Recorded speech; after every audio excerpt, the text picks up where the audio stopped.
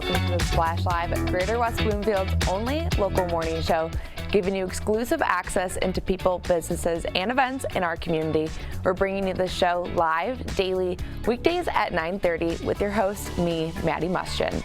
Before we dive into today's show, every week we highlight someone, an educator, student, business, or organization from our Greater West Bloomfield community going above and beyond. If you would like to submit an entry for someone, you can scan the QR code on the screen, fill out the Google form with the person's name, their contact information, and reasons why you think they should be recognized for our Person of the Week here on the Splash Live. Now let's go check out what's going on in our Greater West Bloomfield community. The first event we want to look at is the Greater West Bloomfield Historical Society Open House on Sunday, March 13th from 1 to 4 p.m. at the Orchard Lake Museum. You can see exhibits and videos about the F4 tornado that damaged dozens of West Bloomfield homes and businesses on March 20th, 1976. During this open house, you can learn about this important historical event in our community history and enjoy the newly reopened Orchard Lake Museum with its new exhibits. This event is free, and you can contact the Historical Society or visit their website, gwbhs.org, for more information. Our next event we want to look at is the great events that they have at the Connect Center at Orchard Mall in West Bloomfield. They have a ton of great events and activities for our seniors in our community. Some of those events coming up are their Counterfeit Talk with Jennifer Day, who is a counterfeit technician with the U.S. Secret Service in the Detroit field office. At this event, you will learn about counterfeit detection. This program will also allow time for questions and answers. After the counterfeit detection program, you can join them for a box lunch at the Connect Center from 12 until 1 p.m. You have to pre-register for this event, so you can do so by going to the West Bloomfield Parks website and go to the Connect page and register through there. On March 10th, they will also be having their basic life support for healthcare workers. This is a version of blended learning course with both an online learning portion and private hands-on session with an American Heart Association instructor. After registration, a link for the online portion will be sent to the participant from the instructor. This is an online self-directed e-learning component that includes simulations, animations, and interactive activities, which can be completed before the skills session that you've chosen. All participants who pass the written exam and skills test will then receive a current BLS provider card from the American Heart Association. These cards are valid for 2 years, so this is a great way that you can get those cards and get certified. Our last event we want to look at is the Silverlight Game Night event. This event is perfect if you're looking for something fun to do this winter. Whether you go alone or with friends, the Silverlight Game Nights are a great way to socialize safely with your neighbors and friends. Sylvan Lake Game Nights take place every Wednesday when there is not a Sylvan Lake board meeting in the community center. Game night will start at 5:30 p.m. and will go to about 9 p.m. at the Sylvan Lake Community Center. This event is open to all Sylvan Lake residents. You're welcome to bring any family and friends that you wish. You can also bring any board games or card games that you would like. They will also have some fun games there, including euchre and mahjong. If you have an event you would like us to feature here on the Splash Live, you can send us a message on our social media pages at Civic Center TV and Facebook at Civic Center TV 15. Coming up, we'll be talking with Joshua Corticus, who is the building supervisor for the West Bloomfield Water Utilities Division. But before that, there are so many things about West Bloomfield High School that the students and staff love that we couldn't even fit it into one video, but the student athletes at West Bloomfield told us a few things about what they have loved about going to a high school as great as West Bloomfield. Let's go see what they had to say.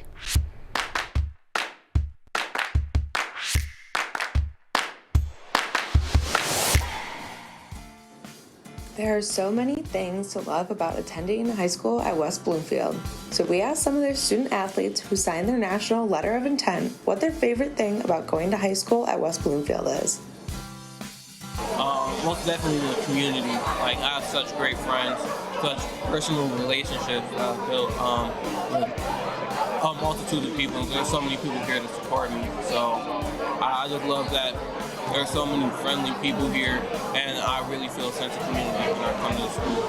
My favorite thing about going to school here, basically the education. Education is really good. I came from another district, and I can really say that it's very much a difference between West Bloomfield district and the other districts. And it's filled with loving people. Everybody here is caring. Everybody here treats you like family. So, yeah. I love everything. I love the medical mentorship program that I'm in here. I love the National Honor Society program that I'm in. And and the school is just an overall great environment. The people here are nice, the teachers are great, and the school is just wonderful. It's the community, it's very diverse, so you can have friends, all different types of ethnicities, just family, friends, and then everybody, when you meet them, they just really cool, everybody clicks, no one really hates anybody, it's a really nice environment, and when you go here, it allows you to have fun, and just be a happy student. Just the people I've met, honestly, relationships I've built.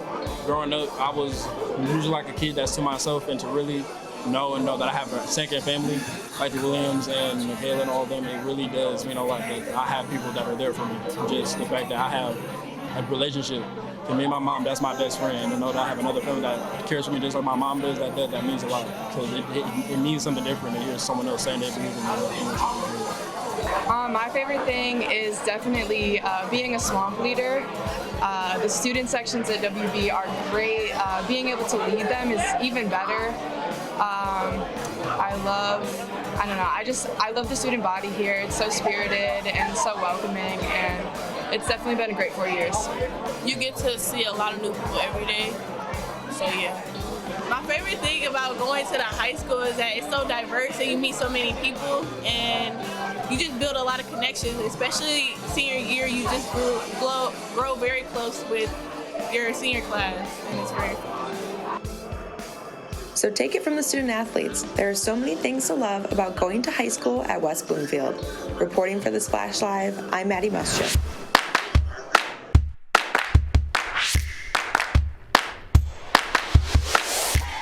Thank you to all the student athletes for sharing their thoughts with us about why they love going to West Bloomfield High School. Later on, we'll be taking a look at the final Black History Month event that took place on Saturday at Orchard Mall. But before that, we'll be talking with Joshua Korticus, who is the Billing Supervisor for West Bloomfield Water Utilities Division. All that and more after this short break. We'll be right back with the Splash Live.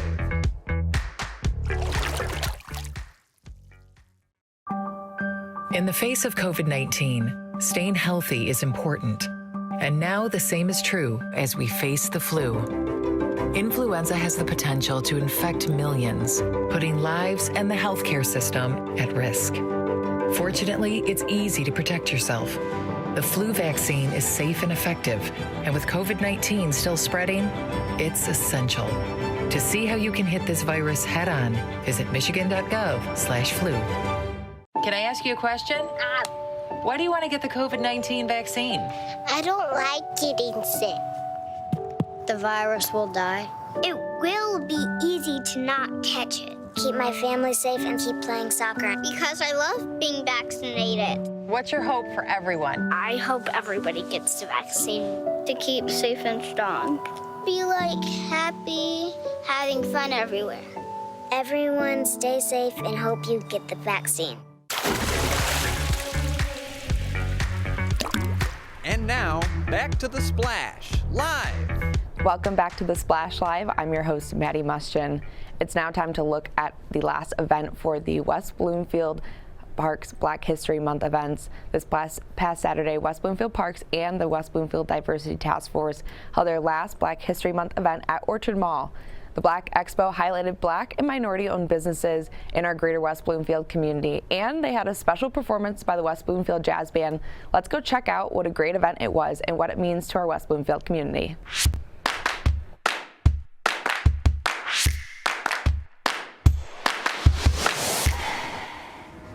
For their final Black History Month event, the West Bloomfield Parks and the West Bloomfield Diversity Task Force threw a great event that highlighted Black businesses and companies. We got to talk to the MC of the event, Thais Leverett Thornton, about what the event means to her. Hi, I'm Thais Leverett Thornton, and I'm involved in the West Bloomfield Black Expo, primarily as a member of the West Bloomfield Diversity Task Force. We are dedicated to making sure that we highlight all that's diverse and wonderful in West Bloomfield and having celebrations and opportunities to share like what we're doing today. And this is the first annual West Bloomfield Black Expo, and we're really excited about all that's taking place this morning. So I first got involved in the Black Expo, again, as a member of the West Bloomfield Diversity Task Force. And we wanted to figure out a way to really showcase the diverse businesses, entrepreneurs, and the resources that we had in the area. So we thought an expo would be a perfect way to do it. We started off thinking, all right, if we could get 7 to 10 vendors, we'll be doing great. And now we have over 30 vendors at this event today.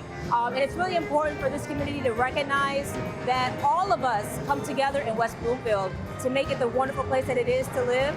And it's good to understand that businesses can exist in different forms. You can have large companies, smaller companies, and owned by diverse people. And that's why we're really excited about this event and really be able to showcase and highlight what we have here. We also talked to Ralph Tompkins, who is the DJ of the Black Expo, about how the Black Expo impacts the Black and minority-owned businesses in West Bloomfield. Yeah, so it's super amazing to have an event like this for the first time ever inside the city of West Bloomfield. I've been a resident of West Bloomfield for so long, so it personally touches my heart to be able to have a lot of representation of our community and share the area with so many different talented, so many different individuals that work so hard. So it's nice to have a lot of collective minds in one room. And it's nice to just be a nice piece of the puzzle. It's a great event for the community. It really means so much that we have an opportunity to really showcase our talents inside the city of West Bloomfield. The diversity has really increased with our city in the last decade, so it's super nice to bring it all together in a community and just share so much talent and so much ability that we have and make it noticeable to not only the city of West Bloomfield, but the surrounding areas around it, and showcase that we have so much talent, so much ability, and be able to have it inside of Black History Month. It just wraps it all together. So it's great to have a collaboration of great, intelligent minds inside of Orchard Mall, representing the city of West Bloomfield. With the West Bloomfield Jazz Band performing and over 35 vendors showcasing their products and services, the first annual Black Expo was the perfect way to conclude Black History Month. Reporting for The Splash Live, I'm Maddie Muschin.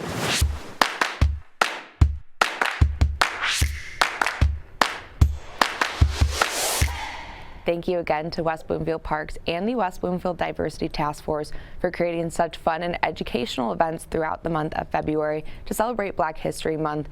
And also thank you to all the vendors that participated in the Black Expo, making it such a great event to wrap up Black History Month.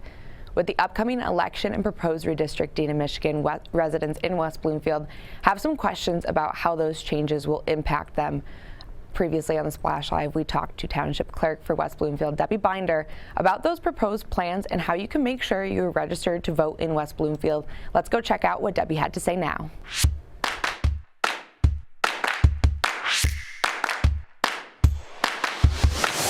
We are now going to be joined by Township Clerk for West Bloomfield, Debbie Binder, to talk about some of the important things that voters need to know for the upcoming voter registration deadline. Debbie, thank you so much for joining us this morning. Thank you for having me today. Debbie, could you first start off by telling our viewers a little bit about your role as a Township Clerk here in West Bloomfield? Okay, as a Township Clerk, the job is actually very big, but the one part that's definitely known to everybody is that by state statute, I conduct the elections for the township so that everybody gets a chance to have their voice heard. That's probably one of the biggest parts of my job. But I also set the agenda for the township board meetings, to procure the information, do the follow-up. I'm what's called the MMRMA rep. I handle the insurance for the township. I'm the representative for the township's insurance agency. I'm the FOIA coordinator, the Freedom of Information Act coordinator. Clerk's office is kind of the hub for anybody that first comes to the township. Oftentimes they'll come through the clerk's office. That if we don't have the answer ourselves, we're able to send them where they need to go to get the correct answer. Debbie, with the proposed redistricting in Michigan, could you give us some insight and talk a little bit about, if those plans go into motion now, how that would impact West Bloomfield and the districts surrounding the area? Okay, so the redistricting plans are supposed to be done by April 4th. We are in the process. The state has done their part of implementing the plans. The county is working on it. There are legal challenges that we don't have, where that stands yet. But all anticipation is that we will have that by April 4th. It is a statutory deadline. Any changes created by redistricting, every single voter in West Bloomfield Township will receive a new voter ID card after April 4th. So I would encourage our residents to watch their mailboxes around that time, looking for that new voter ID card. Most of the changes that we anticipate right now is we have in our redistricting, if anything, has probably simplified the township. We've become a community of interest, and it's actually become fewer districts. But most of the changes we are going to experience have to do with a statute that says no precinct may have more than 2,999 active voters. And we have a few precincts that were, one was above that number and two were very close to that number. So we did have to create a 26th precinct. We have 25, we now have 26 precincts. So some people will move their precinct, but we took great care to do it as, it was like a puzzle to put together. But the majority of people who will have a change of precinct will not have a change of polling location. So even if they end up finding that they got in their line of their old precinct, they're going to be told, well, you just have to go over there. You're in the same building. We do have a couple that were one precinct that was so large that they will be moving from there's a group of the population that will be moving from the library over to Temple Israel for voting. But again, the majority and the vast majority, if they did switch precinct, they will be staying in their same polling location. We'll simplify things a lot. Debbie, with those voters for the future elections and their new voter ID cards, could you give us a couple examples of some of the different precincts and different polling locations that people in West Bloomfield will be getting on those new voter ID cards? The polling locations won't change. So where we will have our same, 25, we had 18 polling locations, or 18 or 19, I'm forgetting. But with the polling locations will stay the same. It's just how the precincts break up in terms of where they go. Most are, the changes are simple geographic. So an example, to accommodate being under that 2,999, we took two precincts that shared a building and said, okay, some of the ones that are in the larger precinct, if we move them to the smaller precinct, can we get sufficiently below that number? So that is mostly what happened, that a larger precinct was split into that smaller precinct so that we could keep those numbers below, keep their polling locations the same. And Debbie, if someone in the township is either not registered or wants to know if they are registered, how can they go about doing that and finding that information? All right, well, there's always a call to the clerk's office, and we welcome talking to anybody, but if, 24/7 if you want that kind of access. If you go to michigan.gov/vote, it's the Michigan Voter Information Center, and you can get a lot of information there. You're able to register to vote, you're able to get your sample ballot, you're able to check what your districts are. There's a lot of information that you can obtain going to that Michigan Voter Information Center. So also, like I said, a good place to register to vote, place to request an absentee ballot. One thing that's always good to remind people, a lot of people think if they're on what we call the permanent voter, absent voter application list, that they always get an absentee ballot. That means they don't automatically get an absentee ballot. They automatically get an absentee ballot application. They don't receive a ballot unless we receive that application back with a signature matched, signature. So it's important that people know, if you fill it out one year, you're not getting your ballot the next year. The only people that's different is our military and overseas voters. They are able to fill out an application out for the whole year, but everybody else has to fill it out for each election or election cycle, meaning a primary and a general. Then they'll have a choice to select both elections to request an absentee ballot. But other than that, they do have to do it each election. So it's important to keep that in mind. Being on that permanent absent voter application list does not mean you automatically get a ballot. But if you do desire to get an application every election, all you have to do is call the office and we'll add you to that list, or you can also do that at the Michigan Voter Information Center. Yes, very important information for those voters looking to get those absentee ballots. And Debbie, with voting and those ballots and counting the ballots, you need election workers and the election workers to work at those precincts. Can you tell us a little bit of information if someone was looking to either apply for those election worker jobs, how they can do so, and what's the training behind that? Okay, it's a great opportunity for people who need something for their college apps or their resume. It's a phenomenal opportunity to do that, to be an election worker. But even if that's not what you need, a lot of people just find it an extremely rewarding experience. It is a paid position, but per hour it's not paid very well. People do it because they really know that they're giving back to the community and they feel like they're part of something big. We take applications here. We have an application. It is available on our website, or somebody could call our office and we would email them the application. You apply to be an election inspector, what's called an election inspector. And we were very fortunate in 2020 that we were able, with great effort in recruiting and a lot of support from you guys, we were able to get secure 300 newly recruited election workers. But we don't know what our retention rate will be, so we do always need to have a new group of people coming in. It's a commitment to either work in a precinct or to work in the absent voter counting board. We do give people the choice. There's different, pluses and minuses as far as people working that they have to be concerned about. If somebody's in the AV counting board, they're not able to have their phone or communicate outside of that AV counting board. They're a sequestered board for that day. So if somebody has to take a call or answer to young children, it may not be the best placement for them. But for somebody who's looking for an opportunity to get involved and maybe be a little more sedentary, it is a little more sedentary working in the AV counting board. We're working in the precinct is not. So what I would say, if someone's thinking about it, call. You will definitely have the training. It's 1 to 2 hours, or 1 or 2 2-hour training sessions, depending on which position you're going to take. But you are well trained, and I would kind of give you some guidance on which might be the better choice. So get in touch with the clerk's office. You can also apply through the Voter Information Center. They took a great effort also to help recruit at the local level by reaching out at the state level. Well, Debbie, we appreciate you joining us this morning. Thank you. Okay, thank you so much, Mandy.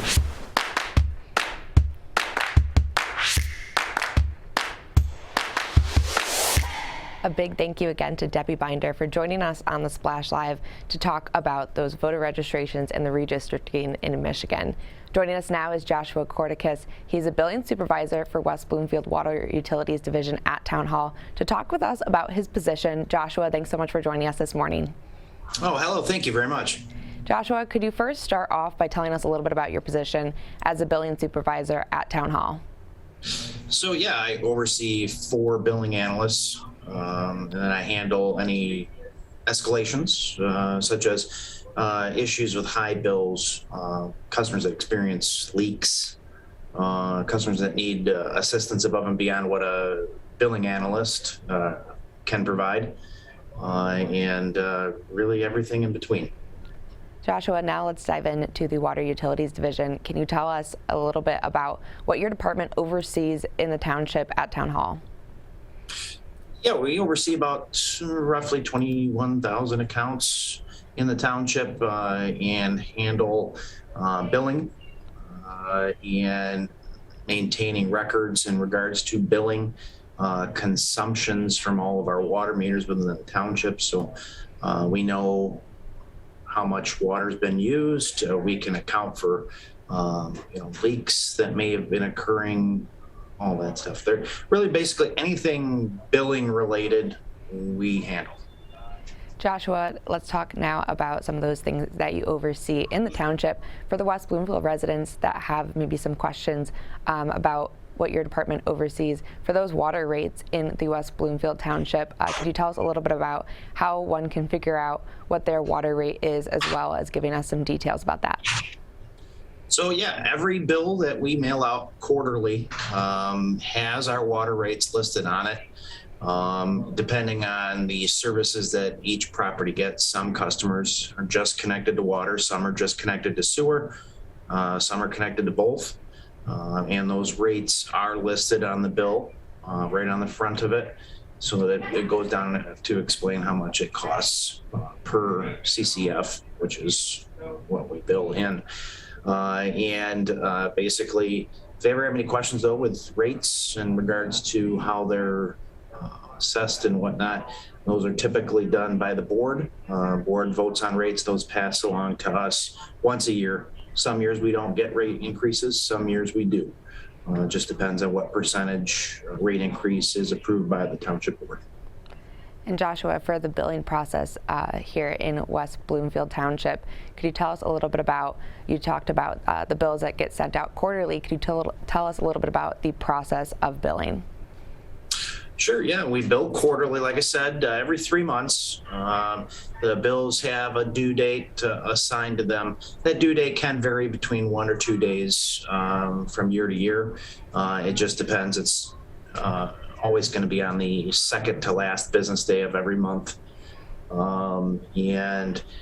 do offer a auto pay option where you can set your account up for automatic quarterly withdrawal. You can set it up with a credit card, debit card, checking account. However, I can caution people that if you do set it up with a credit or debit card, they do charge an additional 3% with a minimum of $2 assessed. When you're doing credit debit card checking accounts, there is no additional fees for those. So most people do choose to set up their automatic quarterly payments with checking accounts because of that. We also offer paperless billing where you can set your account up so you'll just get an email with your bill. We have noticed recently postal service is not all that reliable in our area, it would seem. The delivery times are getting extended for whatever reason on their end. So a lot of people have chosen to go with paperless billing so that they just get an email with their bill instead of relying on the postal service to deliver it.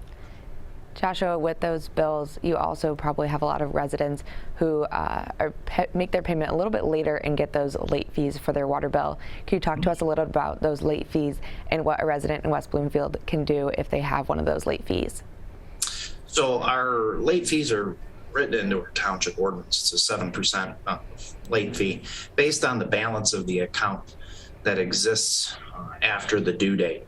So basically, if you get assessed a late penalty, you have two options. You can either pay it right then and there after the due date, or you can pay it with your next quarterly bill. It would just be added to the next quarterly bill as a prior balance, and you can pay it with that bill. Joshua, as we wrap up here, is there anything else you wanted to share with our audience about the Water Utilities Division or your position as the billing supervisor there at Town Hall? All of our auto pay, paperless, all those options are available at the Township's website, www.wbtownship.org. And they just click on the payments link and that'll get them set up for, get them toward the auto pay so they can get it set up. If they ever have any questions, they can always reach out to us. Our billing staff can assist them at 248-451-4832.